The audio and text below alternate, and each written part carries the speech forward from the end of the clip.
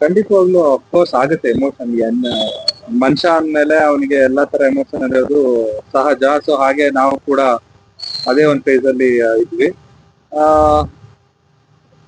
ನೆನ್ನೆಯಿಂದಾನೇ mentally prepare ಆಗ್ತಿದೆ ಹೇಗಿರುತ್ತೆ ಇವತ್ತಿನ ದಿನ ಅಂತ. ಫೈನಲಿ ಶೂಟ್ ಎಲ್ಲ ಮುಗ್ದಿದೆ.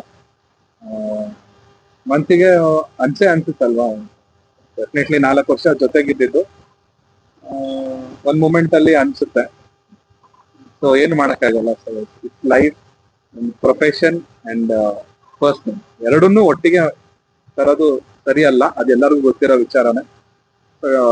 ಪ್ರೊಫೆಷನಲ್ ಆಗಿ ಬಂದ್ ಇವತ್ತು ಏನು ಡೈರೆಕ್ಟರ್ ಹೇಳಿದ್ರು ಆ ಸೀನ್ ನಾನು ಮಾಡ್ಬಿಡ್ತೀನಿ.